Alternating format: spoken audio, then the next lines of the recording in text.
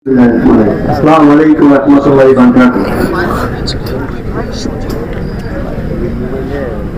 আজকে 5 নং পূর্ব পশ্চিমের 3 নম্বর ওয়ার্ডে মাদক বিরোধী অভিযান উপলক্ষে আজকে যে মিটিংয়ে উপস্থিত হয়ে আমাদের বাংলা বাজার থানা এএসআই আলামী তার স্ত্রী উপস্থিত আছেন আমার বাতিদা জানার মোলা সদস্য সাংগঠনিক সদস্য মনি আছে মুক্তিযোদ্ধা সে ঠিক আছে আমার বাইনার সঠিক আমাদের বাদল মাস্টার যারা আছেন সবার প্রতি আমি এই উপস্থিত জন্য আপনাদের কৃতজ্ঞতা প্রকাশ করছি এবং আমার শুভেচ্ছা জানাচ্ছি। আমি আজকের যে পরিবেশ আজকে এই মিটিং আয়োজন করছে তাকে আমি ধন্যবাদ জানাই। মাদক বিরোধী ব্যাপারে এটা কেউ পছন্দ করে না, কেউ ভালোবাসে না, কিন্তু মাদক যারা জড়িত, গাঁজা নেশা জড়িত, তাদেরকে তার গার্জিয়ান নিয়ন্ত্রণ করতে পারছে না। সে বেপরোয়া চলে, বউরে মারে, চুরি ডাকাতি, মোবাইল চুরি, বিভিন্ন কাজে লিপ্ত থাকে। তারা এগুলো প্রশ্ন দিতেছে, আমরা এগুলো জানি না, কিন্তু আমরা শুনতেছি। কিন্তু তারা কি বললে তাদের না, সে ভালোই গেছে। একই দুঃখ আমাদের মুরাদনগর উপজেলার আমাদের সম্মানিত এবং বর্তমান ধর্ম বিষয় মন্ত্রণালয়ের মাননীয় ধর্মমন্ত্রী আলহাজ কাজী উনি 6বার এমপি, একবার উনি পেয়েছেন, আর উনি কেন্দ্রীয় কমিটির ভাইস চেয়ারম্যান। ওনার একবার ধর্ম প্রতিনিধি ছিলেন, একবার প্রধানমন্ত্রী ছিলেন, স্বরাষ্ট্রমন্ত্রী আদেশ মাদক উচ্ছেদ করা বাংলাদেশে। আর আমাদের মুরাদনগর মধ্যে বাংলার থানা পেতে আমার দাদা কাইকুম সাহেব বলছেন বাংলার থানা পেতে মাদক উচ্ছেদ হবে এবং ক্লিয়ার হবে। আর উপজেলার যে মুরাদ আছে সেটা একটু সমন্বিত। উনি আগে মালিবার বলে গেছেন আমার এই জীবনে গাঁজা নেশার কোন গন্ধ হয় না, জানিও না, বুঝিও না। আমি তাস খেলে পারি, আমি এই দৌড় আমি বিএনপি পাস করে মাস্টারি করছি, বহুত কাজ করছি, চেয়ারম্যান করছি, বিএনপি সভাপতি করছি, কিন্তু আমার এই গ্রামে 2টা চেয়ারম্যান আমার বাতিজা পাহাড়, আমি বিএনপি সভাপতি। কিন্তু দুঃখ এই গাঁজা নেশার মতো আমার গ্রামের মধ্যে চলছে, আগে ছিল না, ইদানিং চলে গেছে। আমি এই থানার যে এসআই আমাদের চারটি বলবো, আর ওনার যে বক্তব্য উনি বলছেন সুন্দর বক্তব্য বলা, আমরা কাউকে বলি নাই তুমি গাঁজা খাও, তোমার বিরুদ্ধে এইজন মন্ত্রী আছে, তাকে আমরা চাষ করে না বলি নাই। কিন্তু আমরা হলো তাদেরকে বলতে হবে তোমরা এই বিরত থাকো, নাইলে আইনত অবস্থা তোমাদের অবস্থা গুরু হবে।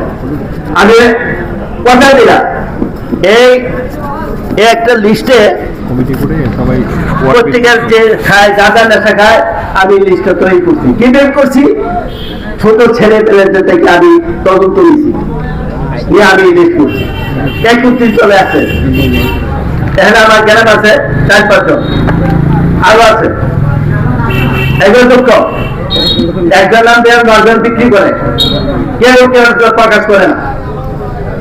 মাদক, ধূমপান, নেশার জাতীয় পান করা, ট্যাবলেট খাওয়া, এটা একটা মারাত্মক দিক।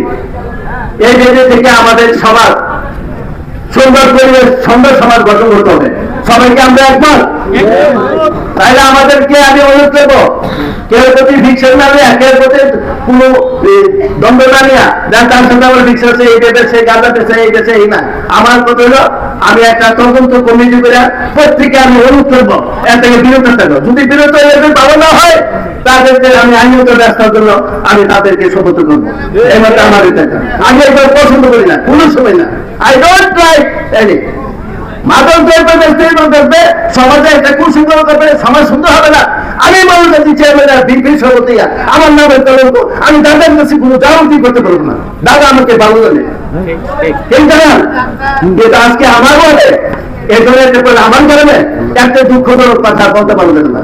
আমি সবাইকে অনুরোধ করবো, আমার এলাকাবাসী যারা এইগুলোর মধ্যে জড়িত আছেন তাদের প্রত্যেক গার্জেনদের যারা আছে, আমার লিস্ট আছে, নাম বলবো, নাম বলে আজকে কিছু দেবো, আর বললে আমি নাম বলতে পারবো, আমি সংগ্রহ করছি।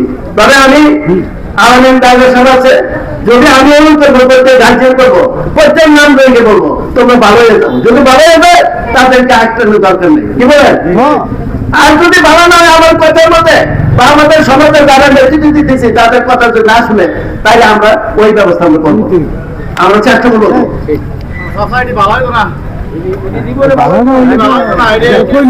তবে আমাদের সমাজ যেগুলো আছে ওই এখন বক্তব্য দিয়েছে অনেক কিছু নেশাযুক্ত আছে, বললে ওইটা বল যারা বক্তব্য দিয়ে নেশাযুক্ত আছে তাদের নাম লিস্ট আছে, এগুলো আমি করবো। আমি বলো আমি কেউ ছাড় দেবো না, আমার নামের কলম রাখবে, আমার ইয়ে কলম রাখবে, আমার ওয়াইফের কলম রাখবে, আমি ছাড় দেবো না। আর এখন যে পারবে করবো ওই যে ইয়াতে ওই যে ইয়া কি না মবিলের ব্যাপারটা একদিন আমরা ভোট করতে আসতেছি, আরে ইয়ার পূর্ব দিতে আসতেছি, এবারে মারিবার আসার পর পারবে আর মনের লাইন আছে, আমরা কিছু না বলি, আরে হেরে গেল আমরা বলি আছে আই পরে দেখি অফিস থেকে এনে তো তার খাওয়াতে দেরিকে কিছু মনের দুইটা থাপড় তো দায়ী করছে, কথা বলবো তখন থেকে আমি জানি করছি। এইগুলোর জন্য মমতার ভাই চাচা সবার আমি অনুরোধ করছি তাকে বিরত থাকতে হবে। আস্তে আস্তে তোমার ভাই বাকি তোমাদের দায়িত্ব তাকে বিরত রাখা, আমরা অনুরোধ করবো। আমি শেষ অনুরোধ বেশি কথা বলবো না, আমি অনুরোধ করবো প্রত্যেকে বলবো, প্রত্যেক গার্জেন করবো, প্রত্যেকের বীজ যেটা পাইছি এটা সঠিক, যেহেতু এটা গার্জেন বলে আমি অলরেডি 7 দিন আগে করছি জানার এই জিনিসটা আছে নিজের নিজের আমার বক্তব্য গেলে আমি তাই তো আমার বলা আমার কথা তো না শুনে, জন্মের কথা না শুনে, পাল্পের কথা মনের কথা না শুনে তাদেরকে আমরা প্রশ্ন দেবো, আমরা অনুরোধ করবো তোমরা ভালো হয়ে যাও।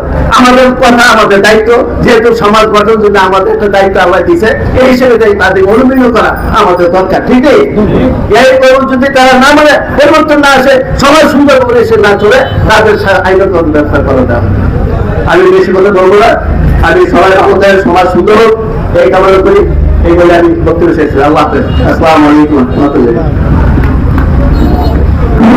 কাজী সাহেব যে কথাটা বললে গেছে যে রমজান একদম ভালো ছিল, সেও আইনের একজন রক্ষক ছিল, সে একজন গ্রাম পুলিশ ছিল, তার ছেলে যদি শেষবারের মতো তার ঘরের মানুষ আছেন তাদেরকে অনুরোধ করবো এই মোটর সাইকেল দিয়ে আমাদের গ্রামে আমরা 2-3 দিন ধরে যেতে পারবো, আমরা গ্রামে লাঞ্ছিত হয়ে এলাকার পাই না। আমরা অনুরোধ করবো রমজান আর ছেলের নাম কি এই দুজনকে আপনারা যে কোনো ভাবে ধরে দেন। রমজান এটা অত্যন্ত ভালোভাবে ছিল, ওনারা আমার আব্বার মেম্বার ছিল, ওনারা আমার খুব কাছের মানুষ, ওনারা আমাদের আত্মীয় মানুষ, ওনারা আমার চাচা ছিল। আমি চাই